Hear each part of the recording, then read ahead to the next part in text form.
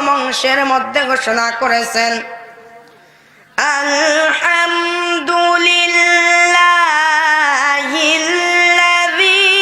খালাকাস সামাওয়াতি ওয়াল আরদ। আল্লাহু আকবার। সমস্ত প্রশংসা রব্বুল আলামিনের জন্য, যিনি আসমান সমূহ এবং জমিনকে সৃষ্টি করেছেন। আল্লাহ তাআলা কুরআনুল কারীমের মধ্যে সূরা নাবার 12 নম্বর আয়াতের মধ্যে ঘোষণা করেছেন ওয়া বানাইনা ফাওকাকুম সাবআন শিদাদা।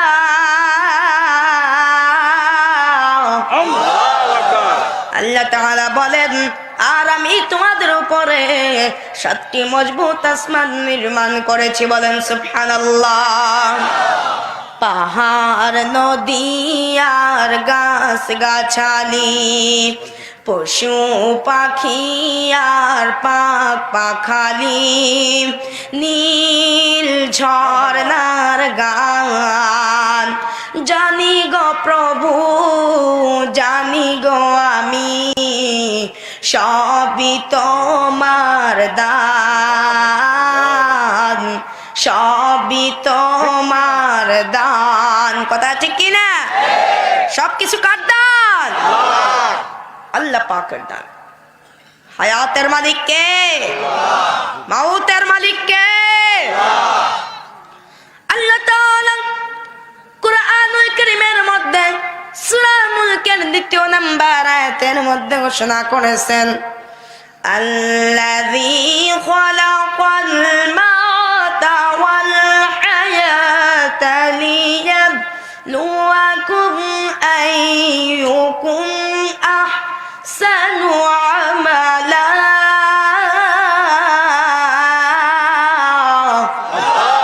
হায়াত মৌতের মালিক একমাত্র আল্লাহ। কথা ঠিক কিনা? রিজিকের মালিক কে?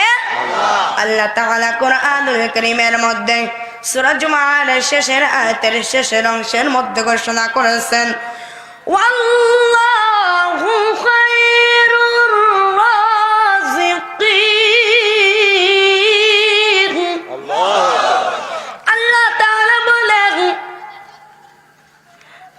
আল্লাহ তাআলা বলেন আমি হলাম উত্তম জীবিকা প্রদানকারী। বলেন সুবহানাল্লাহ। আল্লাহ তাআলা হচ্ছেন উত্তম জীবিকা প্রদানকারী। কথা ঠিক কিনা? বন্দেগণ আমার, ভাইরা আমার, বাবাজিরা আমার, মহান রব্বুল আলামিনের দরবারে লাখ কোটি শুকর ও সুজুদ আদায় করি যে আল্লাহ পাক আমাদেরকে এই দুনিয়ার মধ্যে যে কয়টি বেহেশতের বাগান আছে তার একটির মধ্যে উপস্থিত সৌভাগ্য দান করেছেন। বলে আলহামদুলিল্লাহ। দুনিয়ার মধ্যে কয়েকটি বেহেশতের বাগান আছে, তার একটির মধ্যে আমরা প্রবেশ করলাম। وقال رسول الله صلى الله عليه وسلم ما بين بيتي ومنبري روضة من رياض الجنة أو كما قال عليه الصلاة والسلام। নবী আমার বলেন, আমার উম্মতরা শুনে রাখো, জেনে রাখো, আমার ঘর আর আমার মসজিদের মেম্বার মাঝখানের ফাঁকা জায়গাটুকু বেহেশতের বাগিচা। বলেন সুবহানাল্লাহ। নবী আমার সাহাবা আজমানদেরকে বললেন, হে আমার সাহাবীরা, তোমরা শুনে রাখো, তোমরা জেনে রাখো, দুনিয়ার মধ্যে যেখানে বেহেশতের বাগান আছে তোমরা সেই বেহেশতের বাগানের মধ্যে উপস্থিত হও এবং বেহেশতের বাগানের ফল সংগ্রহ করো। সুবহানাল্লাহ। সাহাবা کرام আরজ করলেন, ইয়া রাসূলুল্লাহ, ইয়া হাবিবাল্লাহ, দুনিয়ার মধ্যে বেহেশতের বাগান কোনটি? আল্লাহর রাসূল সাল্লাল্লাহু আলাইহি ওয়াসাল্লাম বললেন, হালাকাতুজ জিকির ওয়াজের মাহফিল। বলেন সুবহানাল্লাহ। আমার প্রিয় নবী, বিশ্ব নবী হযরতে মুহাম্মদুর রাসূলুল্লাহ সাল্লাল্লাহু আলাইহি ওয়াসাল্লামের কথা অনুযায়ী এখন আমরা কোন জায়গার মধ্যে বসে আছি? কথা বলে না, কোন জায়গার মধ্যে বসে আছি? বেহেশতের বাগানের মধ্যে বসে আপনারা কি বেজান না খুশি? অল্প না বেশি? বেশির আওয়াজটা কেমন হওয়া দরকার? কথা বলে না, কেমন হওয়া দরকার? জোরে হওয়া দরকার। বন্ধুগণ আমার, সকল ক্ষমতার উৎস একমাত্র আল্লাহ রাব্বুল আলামিন, কথা ঠিক কিনা? এবং সমস্ত প্রশংসা পাওয়ার অধিকারীও একমাত্র আল্লাহ রাব্বুল আলামিন। পৃথিবীর কোন সৃষ্টি প্রশংসা পাওয়ার অধিকারী কেন? আল্লাহ পাকই দেন কারো না কারো মাধ্যমে, কোনো না কোনো কিছুর মাধ্যমে, কথা ঠিক কিনা? আরো যারা বলেন কথা ঠিক কিনা? বন্ধুগণ আমার, ভাইরা আমার, যাকে জীবনে দেখিনি সে বড় সুন্দরী, তাই না? যার হাতের রান্না জীবনে খাইনি সে বড় রাধুনী। বন্ধুগণ আমার, ভাইরা আমার, বাবাজিরা আমার, আমি আপনাদের সম্মুখে রাসূলুল্লাহ সাল্লাল্লাহু আলাইহি ওয়াসাল্লামের ইত্তেবা এবং আমাদের হায়াত সম্পর্কে কিছু আলোচনা করতে চাই। আপনারা আমার আলোচনা শুনতে রাজি আছেন তো? কারা কারা আছেন হাত উঁচু করে দেখান, সকলে হাত নামান। বন্ধুগণ আমার, হায়াত, আমরা এই দুনিয়ার জমিনে বেঁচে আছি কতটুকুন হায়াত নিয়ে? যতটুকুন সময় আমরা এই মাহফিলের মধ্যে থাকি, আসুন একটু চিন্তা করি। এই পৃথিবীর মধ্যে 7টা মহাসাগর আছে, 66টি সাগর আছে, হাজার হাজার নদী, নালা, খাল, বিল, পুকুর, পুষ্করিণী আছে। সম্পূর্ণ পানি যদি একটা পাত্রের মধ্যে রাখেন, আর সুয়ের মধ্যে সবচাইতে ছোট্ট সুই হলো স্বর্ণমুখী, সে কথা ঠিক কিনা? ওই সুইটা যদি ওই পানির মধ্যে ডুবাইয়া উঠাইয়া কারা করে ধরেন, তাহলে সুয়ের নিচের মাথার মধ্যে একটু পানি জমবে কিনা? জোরে বলেন, জমবে কিনা? যে পানিটুকু জমবে, ওই পানিটুকু আমার আপনার দুনিয়ার হায়াত। আর অবশিষ্ট যে পানিটুকু থাকবে, ওই পানিটুকু আমার আপনার আখিরাতের হায়াত। জোরে বলেন সুবহানাল্লাহ। আমার আপনার আখিরাতের হায়াত বেশি না দুনিয়ার হায়াত বেশি? আমার আপনার আখিরাতের হায়াত থেকে যদি 800, 8000, 8 লক্ষ, 8 কোটি বছর চলে যায়, তাহলে কি আমার আপনার কিছু হবে? এই দুনিয়ার জীবন কিন্তু ক্ষণস্থায়ী। এ জীবন তো ক্ষণস্থায়ী, কচু পাতার পানি, মরার পরে শুরু হবে আসল জিন্দেগানি, কথা ঠিক কিনা? বন্ধুগণ আমার, আল্লাহ তাআলা যদি তার কোন বান্দা বান্দিকে 100 বছর হায়াত দান করেন, কয়শো বছর? 100 বছর হায়াত দান করেন, তাহলে সেদিন পাবে মাত্র 36,500 দিন। আর 36,500 দিন পরে তার অবস্থা কি হবে? চোখের বুড়োগুলো নিচে নেমে আসবে, শরীরের ত্বকগুলো, চামড়াগুলো ঝরে যাবে, আর সংসারের মধ্যে সে হয়ে যাবে বোঝা। আর ইয়ং জেনারেশন যারা থাকবে তারা বলবে বড় মানুষ মানুষ না, কথা ঠিক কিনা? আমি ইয়ং জেনারেশন ভাইদেরকে বলতে চাই, ও আমার ইয়ং জেনারেশন ভাইরা, আপনারা এই কথা কখনো মনে করবেন না যে বড় মানুষ মানুষরা। একদিন তো আপনাদেরকেও বড় হয়ে যেতে হবে। সেই দিন যারা ইয়ং থাকবে তারা আপনাদেরকে বলবে বড় মানুষ মানুষ না, কথা ঠিক কিনা? পুরান চালে কিন্তু ভাতে বাড়ে, পুরান চালে ভাতে বাড়ে। বন্ধুগণ আমার, আমি আপনাদেরকে কিছু কথা জিজ্ঞাসা করতে চাই, জানা থাকলে জবাব দিবেন ইনশাআল্লাহ। বলেন ইনশাআল্লাহ, আর জোরে কোন ইনশাআল্লাহ। আজকে একটু পরীক্ষা হয়ে যাবে এই এলাকার মানুষ কতটা সচেতন এবং ন্যায়পরায়ণ।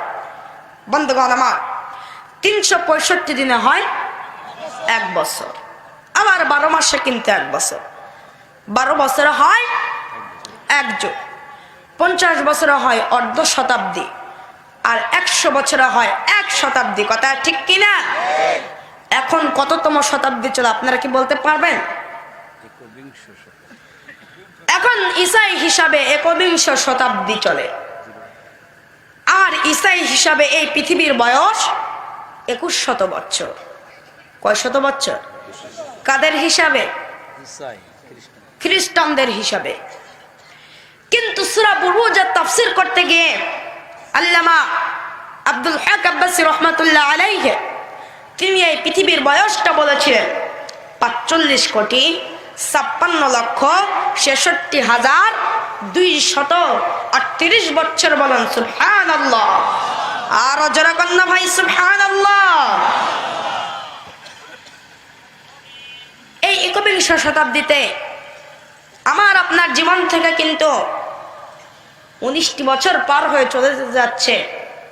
100 বছরের বাকি আছে আর মাত্র 81 বছর। এই 21 শতাব্দীর বয়স 100 বছর। কয় শত বছর?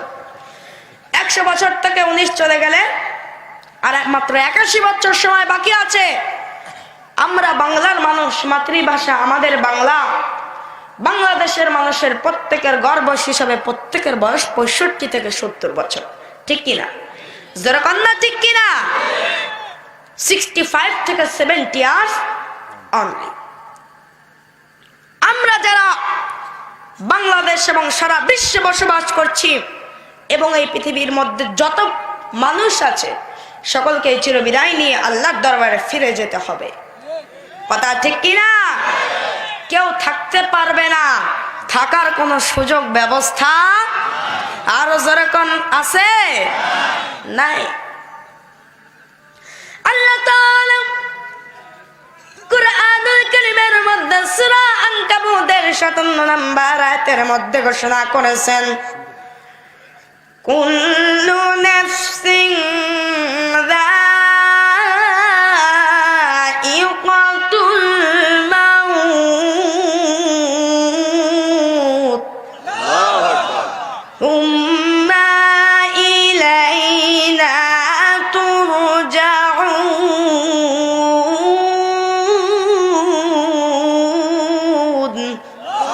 প্রত্যেক প্রাণীকে মৃত্যুর স্বাদ গ্রহণ করতে হবে আর রব্বুল আলামিনের দিকে ফিরে যেতে হবে।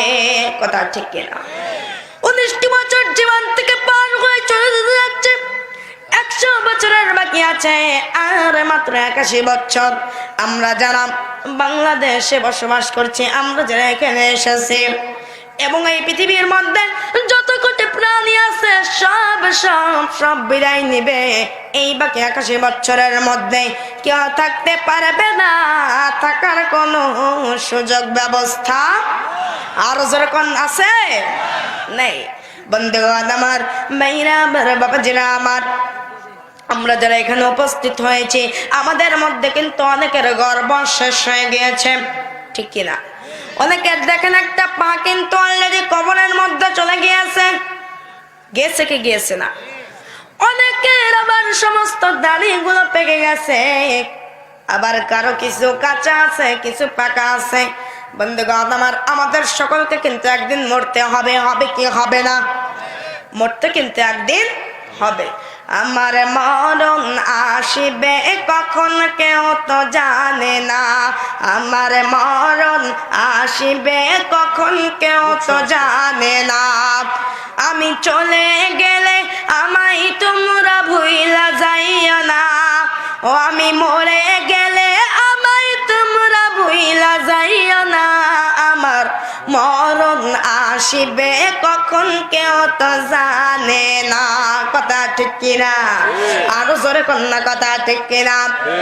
বন্ধুগণ আমার, ভাইরা আমার, বাবাজিরা আমার, আপনি যত বড় শক্তিশালী ব্যক্তি হন না কেন আপনি বলতে পারবেন না আমি 21 শতাব্দীতেই মারা যাব না। তাই আমি সকলকে সত্যের পথে ছোট্ট করে একটি ডাক দিয়ে যাই।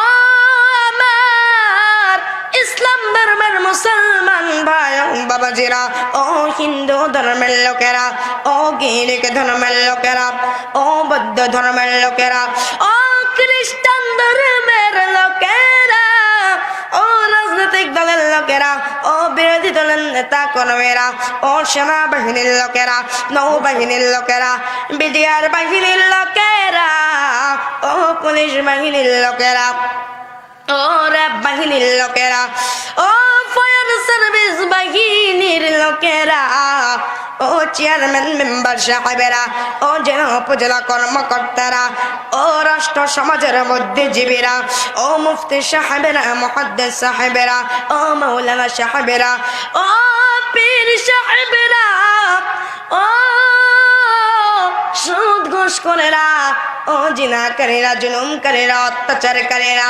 ও গীবতকারীরা, ও চুগলখোরেরা, ও পরস্ত্রী কাতরেরা, ও দুনিয়ার প্রেমিক প্রেমিকারা, সময় গেলে কিন্তু সাধন হবে না।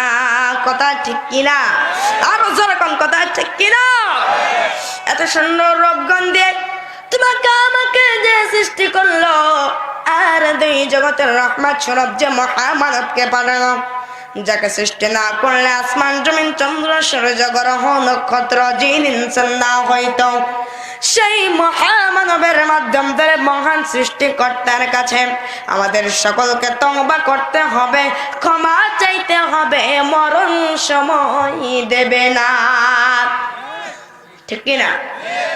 আরে মুসলিম হইলে কাফনে, খ্রিস্টান হইলে কফিনে, হিন্দু হলে চিতাই পুরে সাই, ও মানব দুই দিনের দুনিয়াতে গৌরব করার নাই রে কিছুই নাই। কথা ঠিক কিনা? এখন কি সময় আসে নাই তোমার আমার তওবা করার? মরণের কথা কি স্মরণ হয় না? মরণের সময় কিন্তু আল্লাহ তাআলা তওবা কবুল করবেন না। তার দলিল আছে না নাই? যেরকম আছে না নাই? আল্লাহ তাআলা কুরআনুল কারীমের মধ্যে সূরা নিসার 18 নম্বর আয়াতের মধ্যে ঘোষণা করেছেন, ওয়ালাইসাতিত তাওবাতু লিল্লাযিনা ইয়ামালুনাস সাইয়্যাত। মরণ ব্যতীত সব সময় রব্বুল আলামিনের দরবারে তওবা কবুল হয়, কিন্তু মরণের সময় তওবা কবুল হয় না। মরণের সময় যদি তওবা কবুল হতো, তাহলে আল্লাহ তাআলা ফিরআউনের তওবাকে হয়তো কবুল করে নিতে পারতেন। পারতেন কি পারতেন না? জবান পারতেন কি পারতেন না? বন্ধুগণ আমার, ভাইরা আমার, বাবাজিরা আমার, ফিরআউন যখন হযরতে মুসা আলাইহিস সালামের উপর অত্যাচার করলো, এত অত্যাচার করলো যে হযরতে মুসা আলাইহিস সালাম কি করলেন? তিনি তিনার দল বল নিয়ে যখন দেশ ছেড়ে চলে যেতে লাগলেন, তখন লোহিত সাগরের কিনারায় গিয়ে রব্বুল আলামিনকে বললেন, ইয়া রব্বুল আলামিন, আমরা কিভাবে এই সাগর পার হব? আপনি আমাদেরকে একটা উপায় বলে দেন। আল্লাহ তাআলা সঙ্গে সঙ্গে বললেন, হ্যাঁ মুসা, তুমি তোমার হাতের লাঠি নিয়ে নদীর পানিতে একটা আঘাত করো। আল্লাহর হুকুমে হযরত মুসা আলাইহিস সালাম কি করলেন? নদীর পানিতে একটা আঘাত করলেন। আঘাত করার সঙ্গে সঙ্গে সুন্দর একটা রাস্তা হয়ে গেল। বলুন সুবহানাল্লাহ। আর জোরে বলুন সুবহানাল্লাহ। বন্ধুগণ আমার, ভাইরা আমার, বাবাজিরা আমার, সুন্দর রাস্তা হয়ে গেল।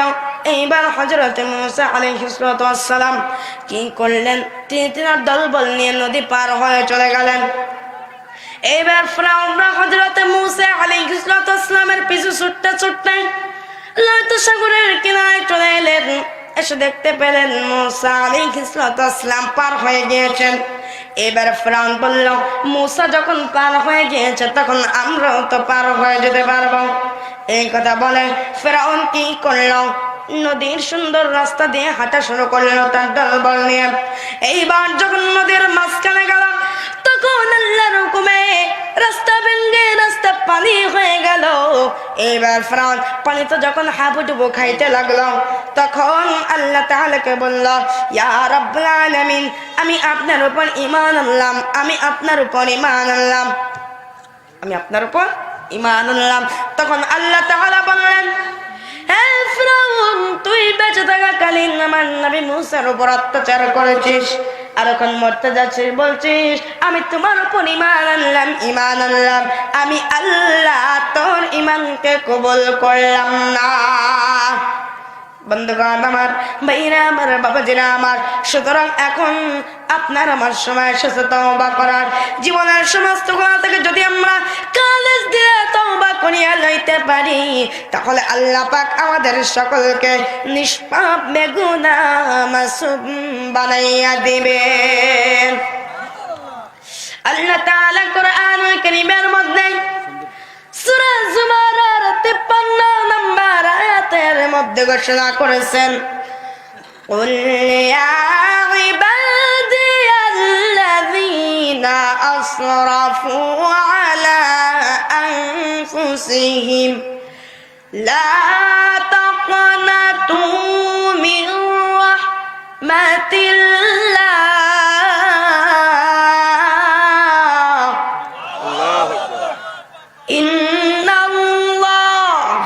يغفر الذنوب جميعا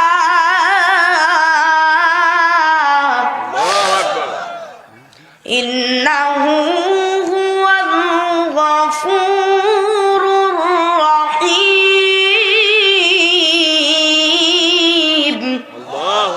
আল্লাহ তাআলা বলেন, তোমরা আমার রহমত থেকে নিরাশ হও, আমি আল্লাহ তওবাকারীকে পছন্দ করে, আর আমি আল্লাহ ক্ষমাশীল এবং অত্যন্ত দয়াবান।